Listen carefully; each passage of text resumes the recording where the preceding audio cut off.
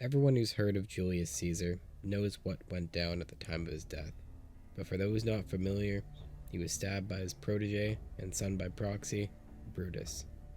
In the final moment of Caesar's life, he uttered the phrase, "Et tu, Brute?" directly to his final attacker, Brutus, one of the most famous stories and quotes from all of Roman history, so of course it has to be true, right? Right? Well, unfortunately, the quote is not real, and is in fact from a literal story written by Shakespeare for his play Julius Caesar, which follows the life of the lean, mean, Gaul conquering machine and his rise to the leader of Rome, followed by his very quick decline and death by his former allies. According to the Shakespearean play, Caesar gives a short speech to the Senate, afterwards asking the senators to kneel and display their allegiance to him. Being in the newly formed position of de facto emperor, this was to be expected in Senate meetings, and was welcomed by many of his supporters. While his supporters were kneeling, a group of conspirators suddenly got up and proceeded to rush the stage, cornering Caesar.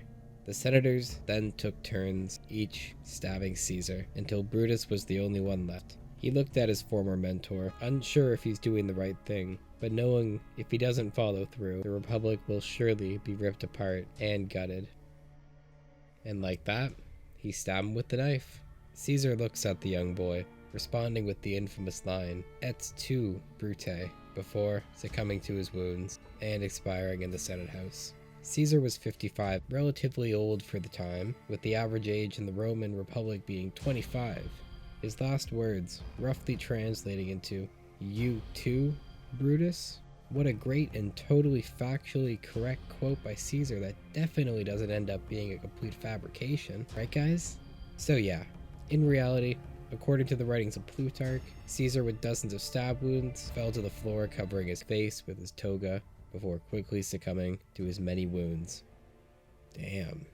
This display was common in Roman society due to their belief of covering their faces upon death as an attempt to hide their shame from the gods who were watching over them in their final moments. So there you have it. He never even utters a word, which honestly makes a lot more sense. I don't care who you are, not even the greatest or strongest man in history can muster the strength to be poetic while facing dozens of stab wounds and fatal blood loss. And like that, the body of Julius Caesar was now laying completely still in the middle of the Senate House floor, with all his murderers standing around the now lifeless body of their former comrade and leader.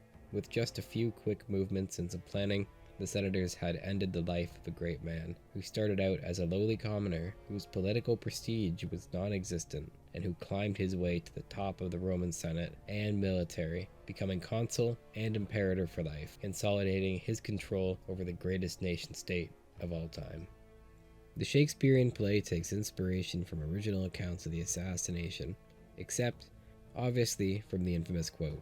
The story written by Shakespeare, in my opinion, and a lot of other people's, is one of the best pieces written on Julius Caesar, which is why it's so sad that Caesar's final words in the retelling were a complete fabrication by Shakespeare. I completely understand why it was changed though. While it makes for a more dramatic ending, it also closes off the father/son dynamic between Caesar and Brutus. But due to the massive impact Shakespeare and his writings have on modern day education, most people only know the Shakespearean version, having the original story being overshadowed. Thanks for watching the video. If you enjoyed, make sure to like and subscribe because I'll be releasing more soon.